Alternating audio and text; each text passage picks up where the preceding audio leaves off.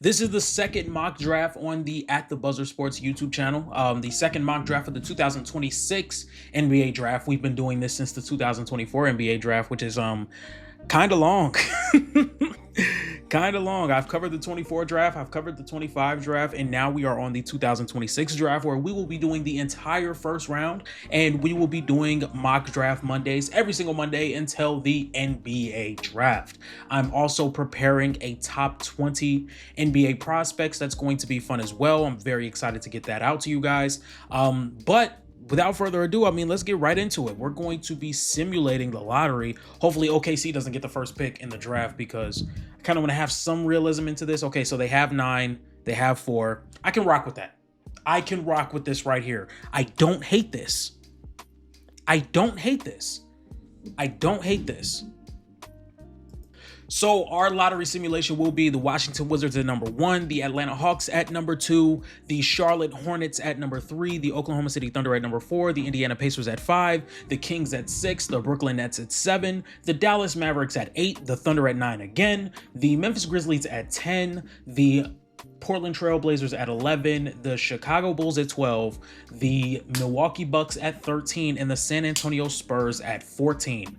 So let's get right into the NBA draft. With the very first pick, we are going to be selecting. As a matter of fact, why don't we actually just start the draft? Why don't we start the draft? But with the very first pick, the Washington Wizards will be selecting, in my opinion, the second best prospect in the draft. But with them just drafting a shooting guard last year, don't think it'd be too wrong for them to go with Cam Boozer. There's been a lot of talk about Cam Boozer, which I think, honestly, a lot of people are overthinking it. Yes, Cam Boozer has some flaws. I don't like how much he picks up his dribble. I also don't like his finishing through contact. Those are a few things that I say would be a flaw with his, but I do think he has the NBA frame and size and athleticism.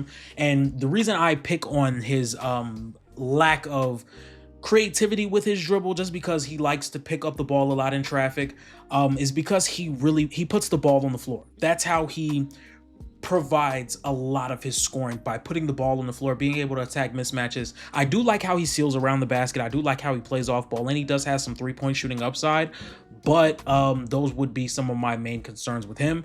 But I do think the talent is there. I do think that he is worth the number 1 overall pick, and if the Washington Wizards can secure that number 1 pick in the draft, I think Cameron Boozer would be a really good pick, and you would have a starting lineup of Bub Carrington, Trey Johnson, Keyshawn George, Cam Boozer, and Alex Sarr, or at least I think that's what it should be. I'm not the highest on Bub Carrington, also not the highest on Bilal Coulibaly, but they're young. We'll see what they can do. Bilal Coulibaly is in year 3. He'll be going into year 4 by the time they have this NBA draft, but I think Cam Boozer's your guy. I think he is the ultimate mismatch attacking, finishing forward that can put the ball on the floor, seal around the basket, and knock down threes. I think he's really good. One thing I will say about this, though, I do think out of the big 3 here, I do think his ceiling is probably the lowest. And that may be concerning for some NBA franchises that are looking to draft him. I do think Darren Peterson and AJ DeBonsta do have a higher ceiling than Cameron Boozer, and that might be brought into play when it's come to pick out of these 3 guys, because all 3 of these guys, in my opinion, are in a tier of their own. So you would have to nitpick some of the things. And the reason I think Cam Boozer's ceiling might be a little lower is because when you are a mismatch attacking forward, in my opinion, I don't think forwards that are 6'9", 6'10", 6'8" should have the ball as much as a lot of people normalize it. And there are always going to be some disadvantages to having the ball so much as a guy that will not be able to be as creative as you would want your lead ball handler, or somebody who uses a lot of their volume on ball. And I think that is what's going to disrupt him as far as his ceiling compared to Darren Peterson and AJ DeBonsta. Now, where I do view his ceiling off of what I've seen so far, I do see an all-star, all-NBA caliber player. I just don't think it's as high as Darren Peterson and AJ DeBonsta. If you guys understand what I'm saying, that's not necessarily a knock to Cam Boozer, but with these 3 guys, you do have to nitpick. With the number 2 pick and the Atlanta Hawks, I'm going to take Darren Peterson here. I'm going to take Darren Peterson here, who I deem to be the best prospect in the draft class. The reason I look at him as the best prospect in the draft class, I think he's the best on-ball player, and I do think he's the best off-ball player. I think he moves really well off of the ball. I think he cuts very well. I think he catches off. I think he shoots off the catch really well, shoots off motion, off the dribble.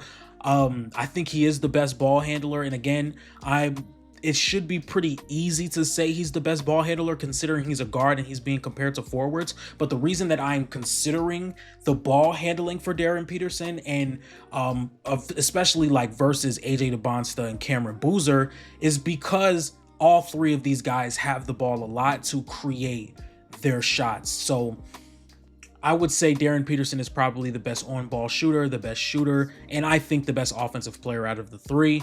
The only concern I would really have with Darren Peterson's game is some of his shots seem predetermined to where he kind of doesn't take what the defense gives him. He kind of like just knows what he's going to do once he gets the ball, and I would love for him to get more of that feel. And he's missed like I believe 7 or 8 games straight with a hamstring injury. He's only played about 2 games, averaging about 21, 3 and 3.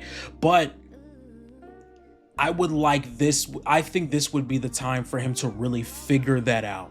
Like maybe try to take more of what the defense is giving you. If there's a big playing drop, pull up from mid-range. Or if you're getting blitzed at the pick and roll, make that pocket pass or split the defense or have a counter that you can get to. And sometimes some of his shots seem a little predetermined. I have a film breakdown on Darren Peterson in high school, which is, if you guys want to go check that out, you guys are more than welcome to. Make sure you subscribe on the way. That's my biggest concern with him. That is my biggest concern with him, but it's not a big concern to where I don't think that is something that could be fixed. I think that could have been something that could have been fixed this year, but I don't know how much longer he's going to be out. It's going to be something I'm going to be monitoring once he comes back.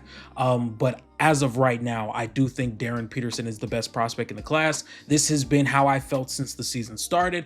But I don't think I think it's close, obviously. Like, we're about to get into it.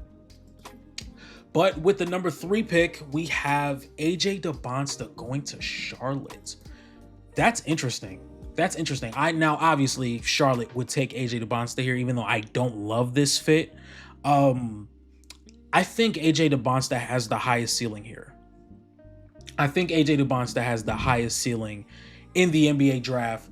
And it's for reasons that, like, you watch him play and you have the ball handling, the wingspan, the over-the-top shot making, the absolute relentless downhill ability, and then the defensive intensity ceiling that I see from him. And you wonder, like, when is he going to put it all together? Because he's a fantastic prospect. He's a fantastic player. But I will say, as of right now, I think he's probably the furthest away out of the 3. But I think his ceiling is higher to where if all 3 of these guys get remotely close to their ceiling, I think his is above the other 2. And I see flashes of it. He has, now once again, I don't have the measurements yet because I only go off combine measurements. But from what I'm watching and what I see, it looks like he has a really long wingspan. He loves getting to the middle of the floor and taking that turnaround jump shot that's really hard to contest due to the wingspan. He has a relentless motor downhill to where he's going to be able to get to the free throw line. But then when I see that and I'm like, okay, we have something we can build with here, I see a little bit of kinks. I see the lack of a elite ball handle that you would need to be an on-ball creator full-time for an NBA team. Now, if he does go to Charlotte, like it says in this mock draft, he probably won't have to do that, and he'll have other ball handlers that could take some of the load off of him. But if that's what he's coming into the NBA, presuming that's what he wants to be, the main ball handler, somebody that creates for himself and creates for others, he does have to get a better handle. He has to get a better handle, and the jump shot is inconsistent. But those are things that I can look at and say, hey, those things can get better. He can become a better ball handler. He'll be able to read the floor much better. He can be better as a shot creator and shot maker.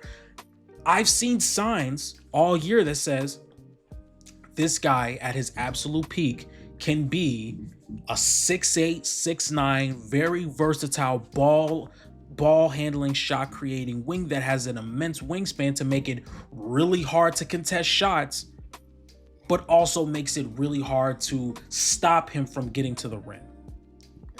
Now, on the defensive side, I think he can be used in a multitude of different ways as well. He shows a lot of intensity on the ball. This has been something that we've seen throughout high school. He shows a lot of intensity on the ball. And he has the wingspan to be able to blow up actions, play passing lanes really well. I think he has the highest ceiling. But the defensive side, it is very inconsistent, and that's something that I would have to look at a little bit further before I say, you know what, I'm really sold on the defense.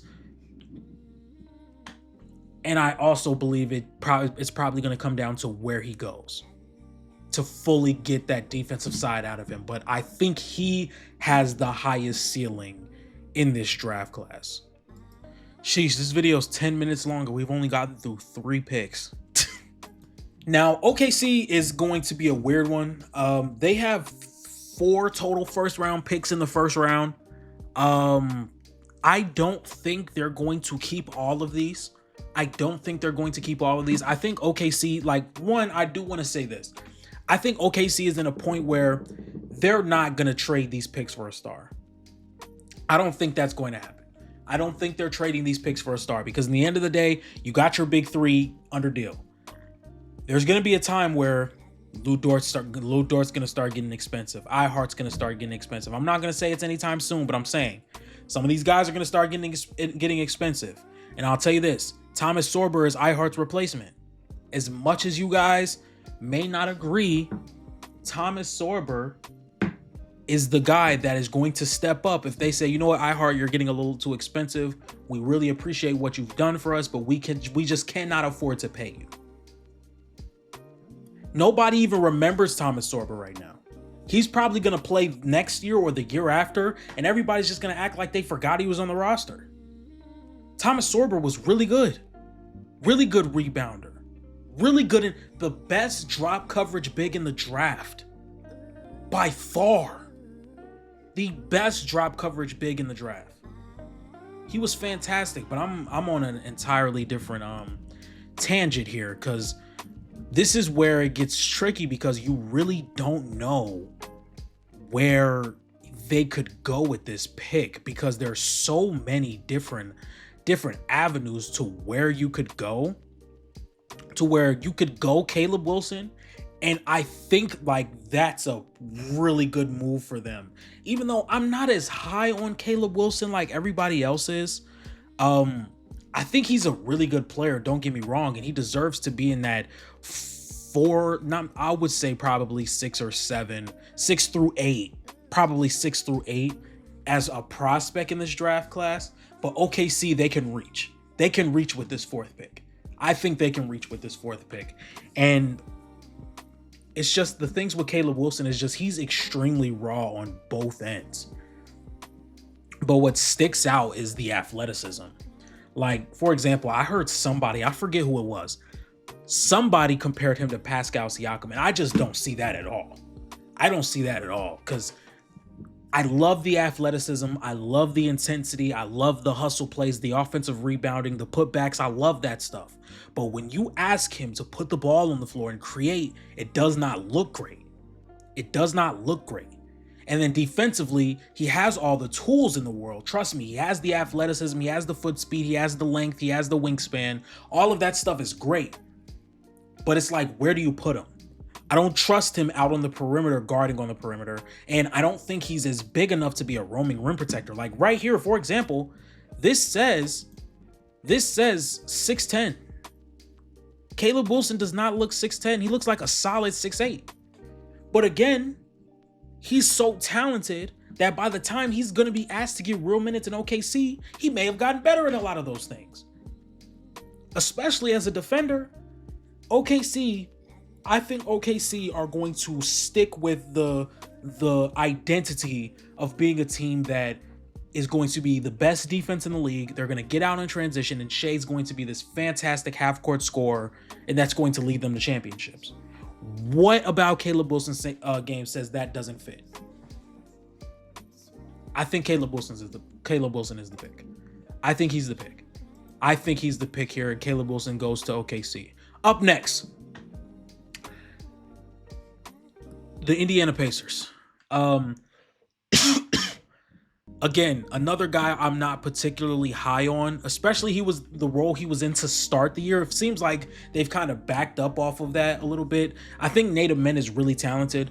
Stands at about 6'9", I would say around 6'8", 6'9". He's a really good shooter. He played some point guard in high school, so he has really good passing feel. The only thing that like really worries me is the ball handling and the on-ball creation. So again, they've moved away from that. Tennessee has moved away from that as it seems like the games have gone along because he just can't handle that. And again, that's not a necessary knock to any player. Like, I'm not going to knock a lot of players for not being able to create with the ball in your hand unless you are a guard. Like, if you're a 6'8", 6'9" wing, I'm not going to judge your on-ball creation unless majority of your volume comes from on-ball creation. And I think Nate Amen has it. And I think a lot of this, I think this is the same thing that happened with Ace Bailey last year. It's like you see a guy who, in theory, the new NBA theory, would be good with the ball in their hand. And that's just not what it is, because guys that are 6'8", 6'9", 6'10", they're not always going to be good ball handlers. I'm sorry to burst a lot of people's bubble. A lot of these 6'8", 6'9" guys, they need a guard. So why not play with Hallie? Why not play with Hallie? Yo, Nate Amen is going number 5 to the Indiana Pacers. I think that's a really good pickup. I also think he's going to be somebody that can make the extra pass too and be able to knock down shots. That's going to be very fun. I don't want to put my boy in this situation. But I think he's probably he is the best player on the board. He is the best player on the board. But I don't want to put him in this situation. So Mikal Brown Jr. is going to go to the Sacramento Kings. I think he's the best point guard in this draft, I would like to say. I was about to say guard, and then I end up forgetting my number 1 prospect is a guard. But I really do like Mikal Brown Jr.'s game. I love his first step. I love his ability to play in pick and roll. I like the reads he makes out of pick and roll. He shows some really advanced reads, being able to make the lob pass, the skip pass, the lay down pass, being able to take what the defense gives you, whether it's a floater, a pull-up three-point shot. Now, I don't know what his splits are. I'm going to take a look real fast. So Mikal is giving you about 17 points per game, 6 assists, and he's getting to the free throw line about 6 times a game, which is really solid. But he's shooting 27% on 8 threes a game. And then he's shooting about 13 shots a game as well. So that's not the best splits. But to be honest, like, I don't really consider that. I don't consider that too much into the equation, just because he creates so much for this Louisville offense. Like, this offense is centered around what his play style is and what he does for the team. But you know, I think he's like the same case with what Jeremiah Fears was doing last year. A lot of the offensive load was on Jeremiah Fears' shoulders, him being able to generate tough shots, because not a lot of people are able to generate tough shots on the roster. So the next pick we're going to be going with is Koa Pete for the Brooklyn Nets. I think Koa Pete is very underrated. Now, I'm not even going to say underrated, because I think he's properly rated. He's a top 10 prospect in this draft. But as far as an inside the arc scorer, I think he's really good. Like, as far as his mid-range shot, his touch around the basket, his strength. Once again, another guy with another really good NBA frame. And I saw somebody on Twitter ask, what's the difference between him and Cam Boozer? I think the athleticism is probably the gap there. I also think Cam Boozer is probably a better creator on the perimeter, where I think Koa Pete is probably just going to be restricted to down low. I think Cam Boozer is probably better in transition as well, even though Koa Pete is still very solid in transition, especially somebody for as big as he is. Like, he's 6'8", probably around 235. Really good player though. Really good player. He has a really nice touch from the mid-range. He has a really good jump shot that he can make over contests. So I really like Koa Pete. And Brooklyn might have their guy. They might only have to go through one more year of this.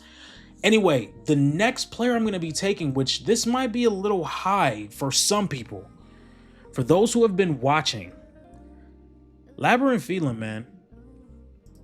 Labyrinth Phelan, LeBaron Phelan, I don't know how to say it. I'm just gonna call him LeBaron Phelan.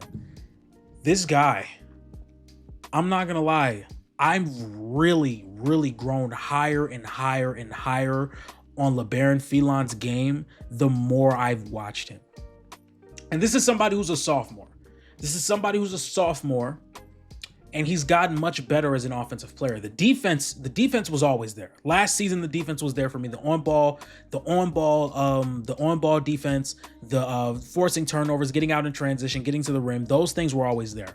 Now I see he's gotten more smart as a defender, and he's gotten much better as an offensive player. One, relentless downhill rim pressure. Relentless. And he's going to get to the rim. He's not going to stop in the middle of the floor and take a floater. No, he's going to go right at you. He's going to get to the free throw line. He's gotten much better as an outside shooter. He's gotten much better as a ball handler, to the point where I'm comfortable saying that this guy's probably going to be a lead guard in basketball. And I'm not saying he's making like some top tier NBA reads. Like if we look through the point guard list, I think Sturts is probably a better floor general. I will probably also take Kingston Flemings and Darius Akov as better passers and floor generals than LeBaron Phelan. But I think LeBaron Phelan probably has a better first step than all of them. I think he's a better defender than all of them. So I really like LeBaron Phelan. He's not gonna be some superstar point guard. Like, I don't think he has a superstar ceiling, but I do think this is somebody that is going to be like one of the most heavy impact players at his position that aren't all NBA caliber players. Like, for example, imagine LeBaron Phelan having Drew Holiday's career. I can see that, and I like that trajectory for him, or Andrew Nembhard. I really like that. Now, is it worth taking with the top 10 pick, knowing how talented this draft class is? Maybe, maybe not. But I think his floor is a lot higher than than some of these guys that we're looking at the moment. Up next, we got the Oklahoma City Thunder, and I'm going to take Tonde Yesufu. Tonde Yesufu will be going to the Oklahoma City Thunder. This is the Lou Dort replacement. This is a guy who is extremely raw offensively, but has the NBA frame, NBA build. He's shown signs of becoming a way better shooter, especially in the mid-range, outside on the perimeter. The only thing I would say is the shot creation is probably a ways away. And if he goes to OKC, he's probably never going to become that shot creator that you may believe he can become or think he can become. But I don't know. I gotta edit that out. First, But as a defender, I mean, I think he has the strength and build to be able to guard wings on the perimeter, guard guards on the perimeter. He has really good instincts for forcing turnovers, which is good as well. And the jump shot is coming around to the point where I can be confident that he can be a competent NBA player in this league. And if he does generate that on-ball creation, because the handle is very sloppy. In college basketball, there were a lot of reps where they played him in a big role to where he was setting screens, rolling to the basket, and finishing around the rim. And that's one thing I would say that he has really good feel on, is just when to cut to the basket, finishing around the rim, especially through contact and getting to the free throw line. So those are some things I would say he's really good at. And I think that kind of meshes with what OKC is trying to do. Up next for the Memphis Grizzlies, I really don't know who to take here. Because I don't know what they're doing with Ja and Jaren. That's why I say, like, this is going to be one of the tougher teams to choose for, because I don't know what they're doing with Ja and Jaren, and I really don't think they're going to make the playoffs. Like, I truly think that they're probably just going to hit a heavy reset button. And it's like, here, this is probably where I would go Chris Sinak, because I do think he may have like the highest potential out of everyone left, unless I really want to go Kareem Lopez, who I think is still really good and is kind of criminally underrated since he's all the way down at 25. And you know what? Just going with the fact that they're probably going to keep Jaren and Ja, which I'm not saying they will, but I'm just going to go off the fact they have Jaren and Ja on their team now. That's what I'm going to go off of. I'm going to take Kareem Lopez. I think Kareem Lopez is like really athletic, really good off-ball player, and he's a fantastic shooter. He stands really tall. I'm not gonna sit here and say his exact measurements because I don't know them. He looks around 6'8" to 6'10". Can knock the shot down off the dribble and off the catch as well. I see a lot of Lauri Markkanen, but I do think he's slightly more athletic, which is something that could work really well in his favor. So I'm gonna go Kareem Lopez here. And for the Portland Trailblazers, I'm actually gonna go I'm gonna go Chris Sinak. I think Chris Sinak is has a very high ceiling, but I think it's not being like unleashed for real because he's in Houston with guys like Kingston Fleming and with guys like what's the other big's name that he's playing with, who just I think is probably more prioritized like throughout the overall scheme offensively and defensively. I do think he has a lot of potential as like a roamer, as a rim protector, as an off-ball player too. He's shown a tremendous feel as a mid-range shooter, somebody that can do play in the pick and pop and pick and dive action. I really like Chris Sinak and what he can do in Portland. As for the Chicago Bulls with the 12th pick, I really would like to see them go defense. And what better player to go with than Jaden Quaitance? I think Jaden Quaitance is extremely talented. I just don't know where he's going to fall in this draft because he has not played. I'm waiting because I think this is the best defender in the draft class. Yes, I think this is the best defender in the draft class. He's extremely mobile. He protects the rim. He has very good discipline around the rim. It's around the rim because he does show some versatility to be able to guard on the perimeter, but he does not have the same discipline around the rim that he does on the perimeter. He does bite on fakes, he bites on jab steps, he bites on crossovers, which is something you would expect from a big, but he does have that athleticism to be a very good defender in this league. And he's also a really good driving threat and lob threat around the rim. The only thing is he's like 6'9". Like, I don't think a lot of 6'9" centers, starting centers in basketball, are going to continue to work. So he is going to have to build some type of offensive value for him to be able to start in basketball. That's the same thing I say with Kyler Murray Boyles. But I'm very, very excited to see what Quaitance does this season whenever he does get back out there. So hopefully he will be ready to go soon. For the Milwaukee Bucks, I'm going to assume they don't have Giannis. I'm not going to lie. I'm going to assume they don't have Giannis. I'm not gonna lie, I'm really debating if I want to pick somebody early, but you know what, I'm just gonna assume they have Giannis. I'm just gonna assume, like I said, I just did the same thing with the Grizzlies. If whatever your roster is right now is who you have, and that's what I'm drafting for. So for the Milwaukee Bucks, I'm not gonna lie, we're gonna stick to the same formula. Oh, Lord knows I want to go Cameron Carr here. You guys know how I feel about Cameron Carr. Do y'all know how I feel about Cameron Carr? As a matter of fact, let's go Dash Daniels. I think, first off, Dash Daniels being this low is crazy to me. 45? Has this been updated? I think Dash Daniels is a really good player. I think he's probably going to be used more as a defender at the next level. I don't think he's going to be a point guard. I think he does have limitations when it comes to running an offense and setting a table for guys, but I do think his athleticism and defensive tools are real. So that's what I'm going to go with there.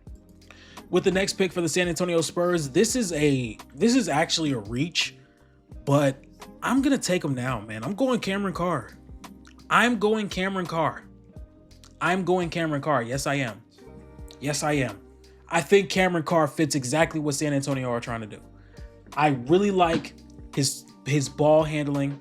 I like his feel in the pick and roll, and he's been an elite shooter to start the season. I'm going to pull up some stats I found on Twitter from Real Latif Love. Latif Love, where you are on Twitter. I appreciate the stats. 57% on catch and shoot threes, 40% on pull-up threes, 50% overall, 39.1 three-point attempt rate plus 8.7 three-point attempts per 100 possessions. Cameron Carr has been fantastic. I think he's solid on the defensive end to where I think he's going to get better. He's had a hell of a season so far. And I think the transition play the added ball handling and the 3-point shooting is going to get him a spot on the San Antonio Spurs team that are kind of lacking wing depth. Like, Devin Vassell is great. I don't think Devin Vassell is going to be your long-term 3 given his height. So I think this is the pick here. Now, they could have went a multitude of other different roles. They could have went Isaiah Evans. They could have went Braylon Mullins. They could have went Yaxel Lindenberg. They could have went Thomas Hyock. They could have went Dame Sarr. There's a multitude of different avenues they could have went. I'm just going to go with Cameron Carr because I think he's the better player, and I think people are starting to catch on to that. Because I don't know if you guys noticed, I've been talking about Cameron Carr for a while now. All right, let's get this. Let's get one thing started. I've been talking about Cam Carr since the season started. I'm gonna say that now. Up next, we have the Golden State Warriors. I just think they need some serious perimeter creation. Now, whether they go trade for that, whether they go draft it, who knows what they do. I just think they need some serious perimeter creation. And I think that guy is Darius Acuff. I think he's a really good guard. I like his first step. I like another guy that sees the floor really well. Kind of what I was comparing to Mikal Brown Jr. Has a really good ball handle and can make tough shots. I really like Darius Acuff Jr. And this is just a guy that can come off the bench and create for an offense. So I really like this pick here. The Atlanta Hawks have another pick, which I would assume is from this isn't their pick. This isn't their pick because the Spurs have their pick. Oh, this is Cleveland's pick right now. Okay, did not know that. I'm actually really low on Bennett Sturts. Did not know that. I'm gonna go Dame Sarr here. No, I'm not actually. No, I'm not. For those who don't know, I do not do these drafts. Like, I don't do these drafts prepared. I wouldn't say prepared. I would say, like, I don't pre-do my draft and then do a draft. I kind of just go off the top. I'm actually gonna go Braylon Mullins here. He has not played much. He's played 2 games. I haven't been as like head over heels with what he's been doing. Like, fantastic catch and shooter, movement shooter. I just don't think he's shown me enough on the ball reps for me to fully believe in what he's doing. Now, let me understand. Let me tell you this. That could change. It's been 2 games. So as the season goes along, maybe I could be wrong. This is one of the guys where I have like the least amount of sample size for. So I'm going to take this with a grain of salt. As for the Oklahoma City Thunder, this is another pick that they have out of 4 in the first round. I'm actually going to go with Isaiah Evans. This is the Aaron Wiggins replacement. See how it just keeps flowing. It just keeps flowing. Another guy that's extremely underrated in this draft class. Isaiah Evans is fantastic. This is a guy that is liable. I've said this before, liable to go off for 3-4 3-pointers and a half. He's done it. He's done it against Auburn. He had a really tough shooting stretch against Texas. Fantastic shooter, fantastic off-ball player, fantastic cutter, really athletic, does the other things as well. I really like Isaiah Evans. And I think this guy is going to be a multi-tool for whatever team he goes to. Give me Isaiah Evans with the 17th pick in the draft for OKC. They just keep getting better. With all the guys I like as well. The Memphis Grizzlies here, I'm going to give them Bennett Sturts. This is where I give them Bennett Sturts. I'm not as high on Bennett Sturts as I was to start. He's a really good shooter. He's a really good passer. He plays in the pick and roll well, especially as a pull-up 3-point shooter, which I think is valuable. I also think he could be a little bit of a combo guard, meaning he doesn't have to play on the ball. He can have some off-ball reps ran for him. I'm just not as high on like the on-ball creation. This is like my 3rd time saying on-ball creation this video. But that's the only thing I would say. Like, he makes the reads, he hits the shots. I wouldn't see him as somebody that creates advantages for others, though. So that's why I wouldn't necessarily be too quick on giving him that. As for the Charlotte Hornets, I'm going to go with Dame Sarr. This is somebody who has not been like fantastic to start the year. Obviously, we know there was a lot of prospects over at Duke, but I do believe in his defensive abilities and I do believe in his athleticism and transition play to where this could really thrive in Charlotte. So I'm going to go with Dame Sarr here. As for the Boston Celtics, I'm actually going to give them Kingston Fleming. I'm going to give the Boston Celtics Kingston Fleming, if I can find him. There he is. This is probably a little too late to be drafting Kingston Fleming. I think he's probably going to go a little bit earlier.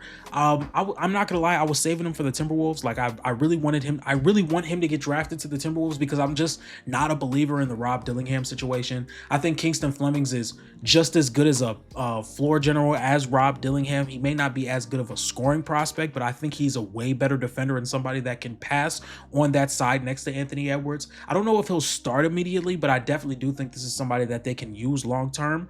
I just made a case for him going to Minnesota and I didn't even draft him there. But for Boston, it's basically the same thing. Boston need a point guard. Boston needs a point guard. Jason Tatum is great as a lead ball handler, but Boston needs a point guard. They need a point guard.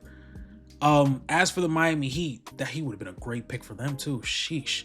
As for the Miami Heat, I'm actually going to go Yaxel Lindenberg. I think Yaxel is really good. I think he's a senior. He was supposed to come out last year, didn't come out last year. He has a really good three ball. He has the strength aspect. He can run some pick and roll. He can put the ball on the floor. I like Yaxel for the Miami Heat. I really do. Here's the Timberwolves pick. Fantastic. Now I'm just gonna give them a guard. Where is he? Malik Thomas. You're a Timberwolf, buddy. There you go. The Toronto Raptors, I'm actually going to give them Hans Steinbach. I think I'm saying his name correctly. This is technically just the Jakob Poeltl replacement. This is one of the best rebounding bigs in the class, and he's not going to do anything that necessarily wipes you off the floor, but he can put the ball on the floor. He's one of the best offensive rebounders in the class. He can shoot the ball. I've seen him attack a closeout a few times. This is not anything that's going to wow you. He's a good screener. He can rebound. He can stretch the floor. And I've seen a couple of possessions where he can put the ball on the floor as well. I think this is probably not something that's going to like blow you away, but I think it's a good pick. As for the New York Knicks, I'm going to go for them. Where do I go for the New York Knicks? I'm going to go Thomas Hill. Somebody that can stretch the floor, has some length to him, and can hit a three ball consistently. Hopefully he can be solid on the defensive side of the floor. As for the Denver Nuggets, where do I want to go for the Denver Nuggets? Call me crazy, but I'm going to go Neokulis Afdilis here. A lot of people were higher on Neokulis to start out. I wasn't too high on him because he had a really good game, like the 33-point game, but that was a game where the shot was falling, to be completely honest. I don't think he's a point guard. That's the one thing that I will say. I don't think he's a point guard. He does have really good shooting upside. He is somebody that's good enough to be a secondary or a third ball handler on a really good team. He does show some passing upside, but I don't think it's there to where you could say he's a point guard, and I just don't think he can win off the dribble as well enough to be a point guard for a team. So I will have him playing for the Nuggets, and he'll probably just relax a little bit. He'll probably breathe. As for the Cleveland Cavaliers, I think they're probably just gonna want to get some more forward depth. Especially if this whole experiment doesn't work out, and they're probably going to have to trade either DG or Jared Allen. So I'm going to give them JT Toppin. Just to give them some forward depth. As for my Los Angeles Lakers, I'm going to be giving us... Now, this is somebody I'm really high on. I wouldn't say I'm so high on to the point where it's like this guy is an absolute beast. I think Ade Mara is a really good center. I think he's a really good center. Once again, stands at about 7'1", 7'2". He screens really well, he rebounds really well, and he blocks shots. And the Lakers are going to need a big. They are going to need a big. Simple as that. As for the Detroit Pistons, I kind of want to just get them another ball handler. So I'm going to give them Caden Boozer, somebody that can play make really well. He's not too turnover prone. I'm going to go Caden Boozer. He hasn't had much of processing throughout his first few games, but I believe in the upside. I'm going to go with Caden Boozer here. As for the Washington Wizards for the last pick in the draft, I'm going to go with Tahad Pettiford for the Washington Wizards, just in case Bub Carrington does not work out. So this is my very first mock draft full first round mock draft for this NBA season. At number 1, we have the Washington Wizards taking Cam Boozer.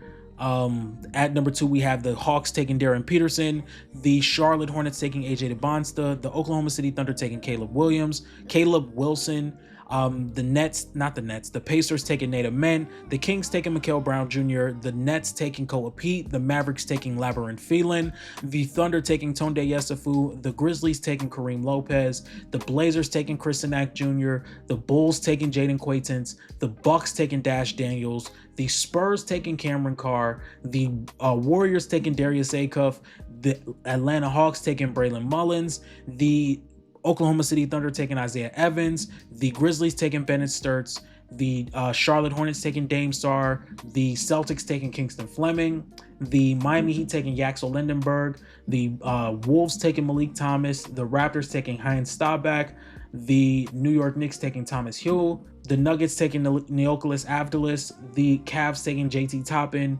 the Thunder taking Patrick Ngangba, the Lakers taking Ade Mara, the Pistons taking Caden Boozer, and the Wizards taking Tahad Pettiford. So, ladies and gentlemen, if you guys like this type of content, please be sure to like, comment, and subscribe. Make sure you guys follow me on Twitter at ATB Sports 1. Make sure you guys follow me on Instagram at @TheBuzzerSports_. And with that being said, I will see you guys next time. Peace.